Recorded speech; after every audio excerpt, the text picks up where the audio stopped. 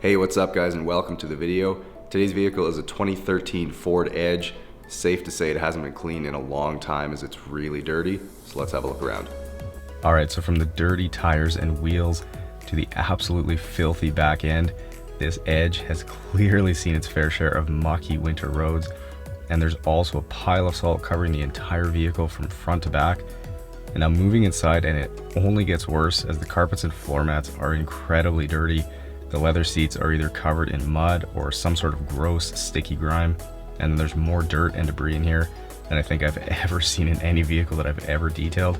But just before we jump into the video, take a second and subscribe to the channel. I post a new video every Friday, so make sure you've got the bell on too, so that way you get notified when those videos go live. Alright, well, it's time to get started on transforming this vehicle, so sit back, relax, and enjoy.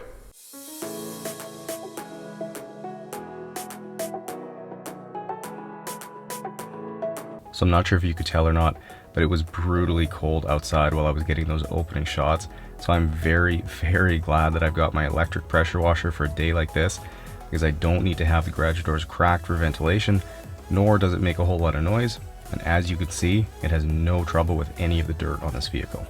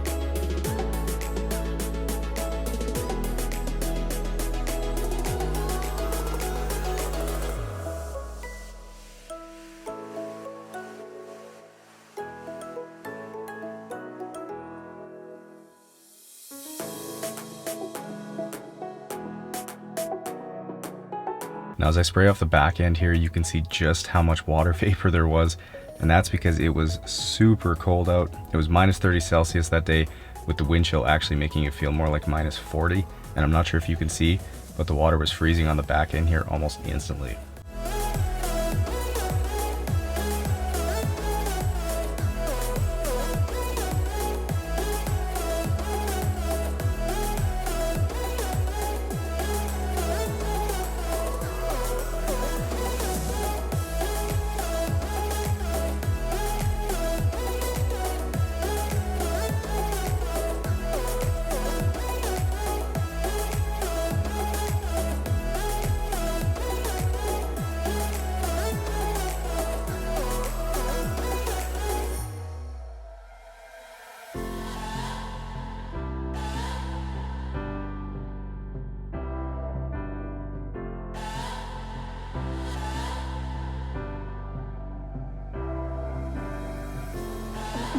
So a question and comment that I've seen a fair bit lately is, why are people getting their vehicle detailed in winter?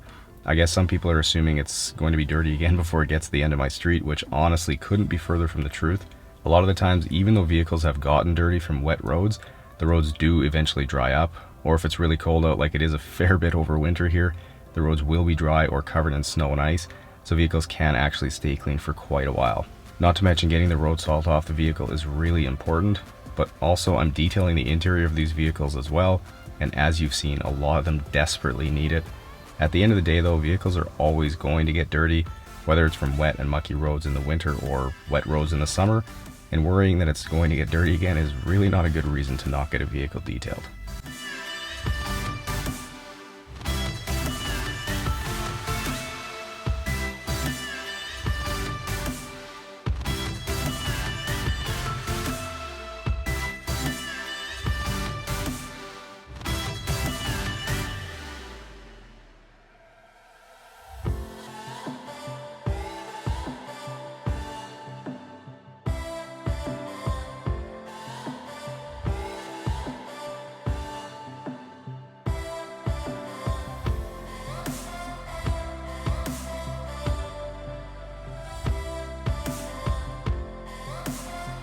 Now, after seeing so much road salt all over the paint on this vehicle, it's guaranteed that the underside is covered as well.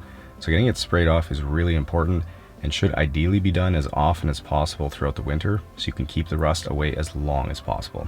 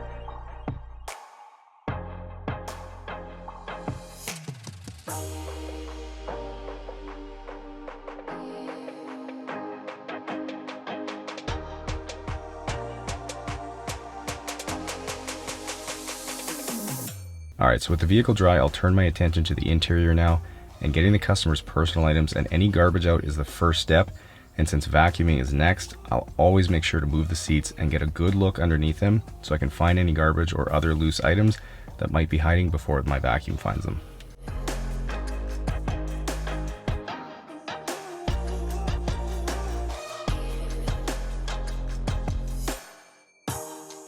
Now, I've probably mentioned before, but the slightly stiffer boar's hair detail brush I'm using is really great for getting down in the cup holders to loosen up any stuck on dirt, because that's definitely one area that can be really challenging to reach with a vacuum. Then for the plastics that are more prone to scratches, I'll switch over to the ultra soft version, and if you're curious where you can get these, I've got the link in the description, so feel free to give them a look.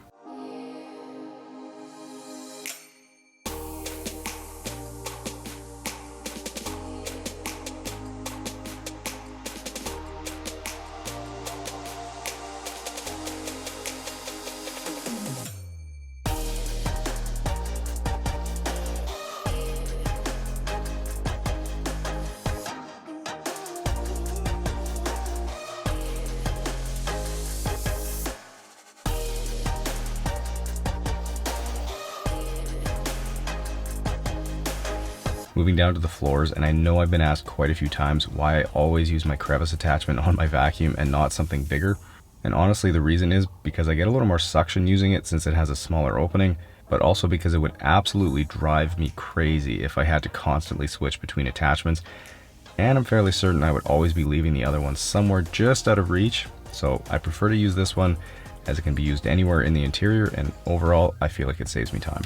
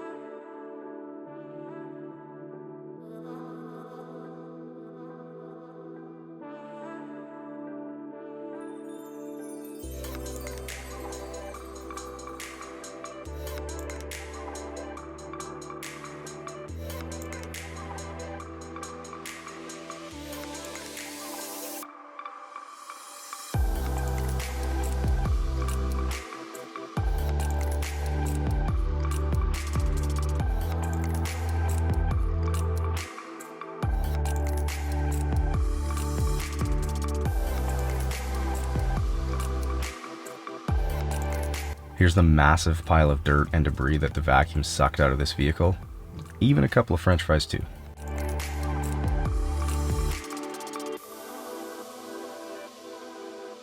Alright, so getting started on these dirty carpets and using just a regular 1-gallon pump sprayer filled with my Chemical Guys carpet solution that's diluted 20:1.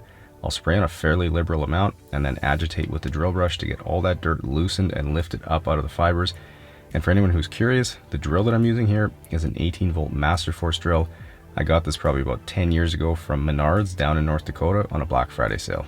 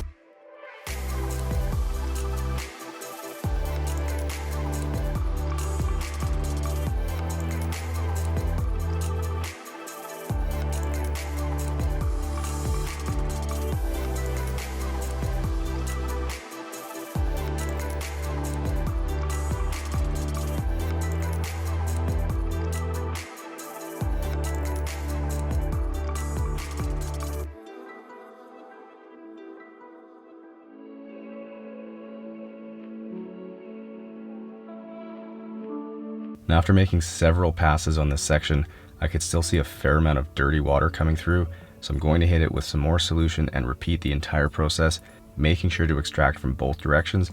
And even though with the carpets being black, you probably would have never seen the dirt that was remaining, I couldn't have ever left it like that knowing the job was incomplete. No matter where it is on the vehicle, I always do my best to make it perfect.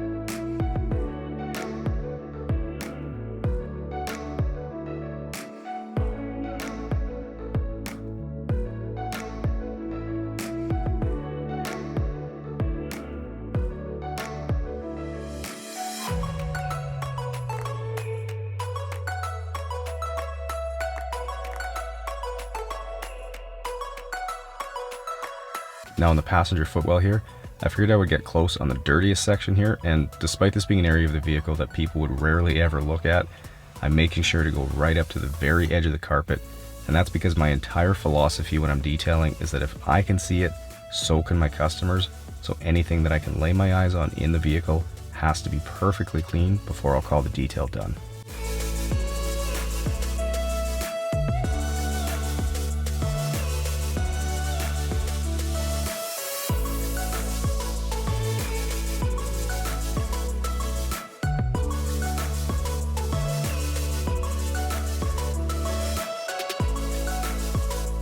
Now another really common question I get is why don't I steam clean the pedals before I extract the carpet underneath? And the reason is because when I spray the solution down and use the drill brush on the carpets, it tends to fling solution all over the place. So if they were already clean, I would just have to repeat work. You can see a little bit of solution did end up on the gas pedal here, although in some vehicles it's way worse, and in the odd one they don't get wet. However, that's really not something I can predict, so doing it in this order is the smartest way to do it and saves me from potentially having to repeat work.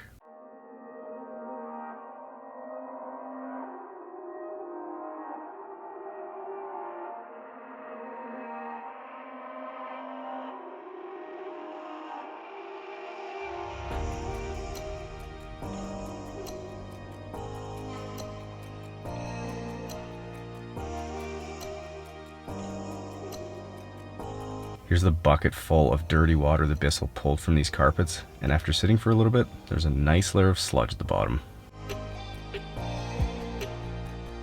Now, since I already knew I was going to need to pressure wash the driver's floor mat, and I had plenty of time for them to dry, I figured I would just do them all, so I'll spray in a fair bit of my carpet solution, let it sit for about 2 to 3 minutes so it can penetrate and loosen up the dirt and any stains. Then I'll hit it with the drill brush and then just blast it with my pressure washer to get them nice and clean.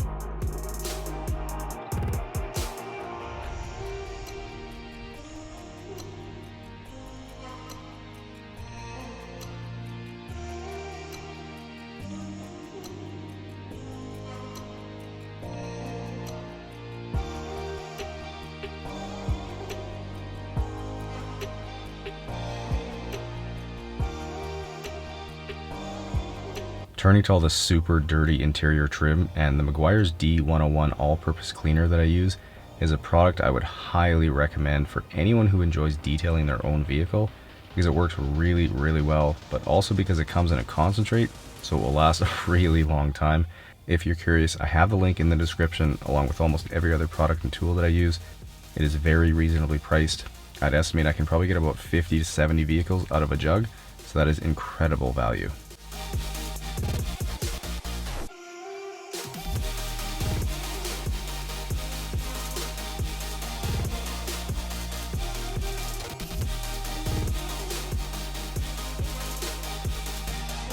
Now for the rear cup holders here, this area was super sticky and grimy, so with some APC diluted 4:1 sprayed on, I'll blast it with some steam to help loosen it up, then hit it with the detail brush, and then simply just wipe it clean with a microfiber towel.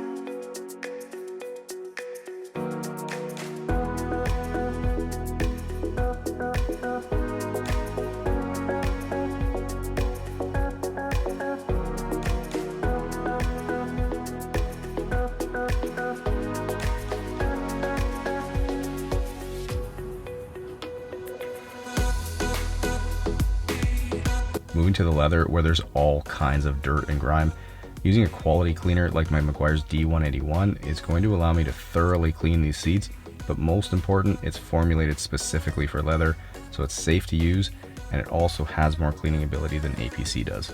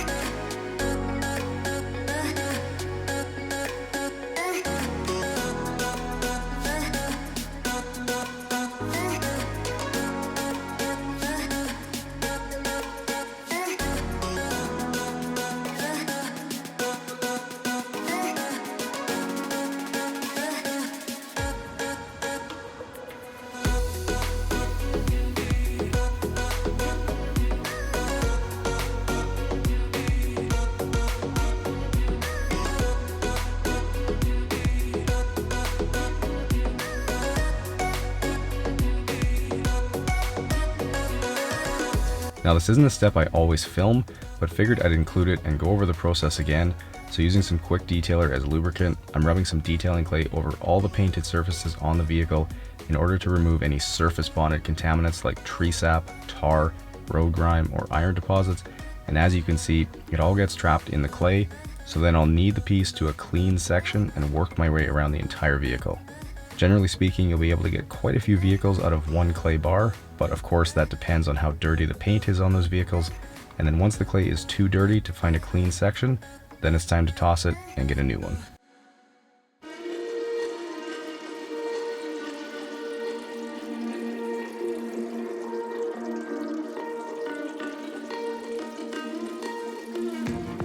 With the paint clean, it's time to seal it. So using a synthetic paint sealant on a foam finishing pad and my polisher speed set to about 2 to 3, I'll apply a nice even layer, which is going to add a ton of gloss to this paint and keep it protected for the rest of winter here.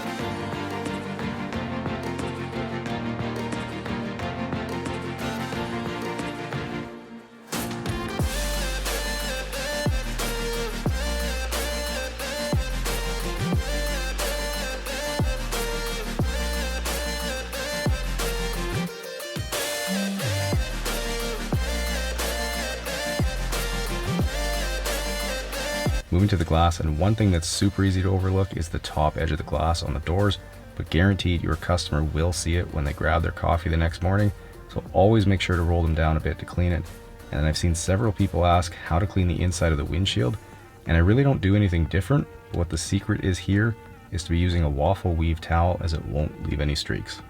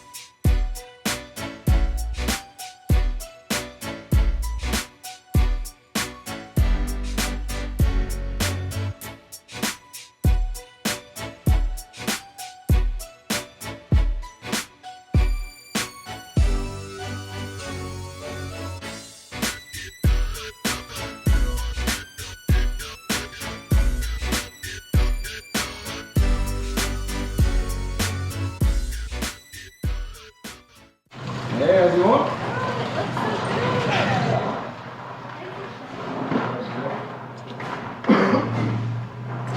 Have a look inside. That's where most of the work was. Oh, it looks so good. It's all soft. Yeah. Oh. Leather's all done, carpets are shampooed, and Oh, it smells really good. that's good. Thank you so much. Absolutely. It's like, oh, it hasn't been like that since I bought it. Yeah. It's pretty good. Yeah. Well, it was my pleasure, and yours. Oh, thank you. Yeah. Okay, enjoy it. Alright guys, and 9 hours later, I've got this Ford Edge looking super pretty again. If you guys enjoyed the video, make sure you smash the thumbs up button and subscribe to the channel if you haven't yet. Enjoy the guitar outro, and I'll see you guys in the next one.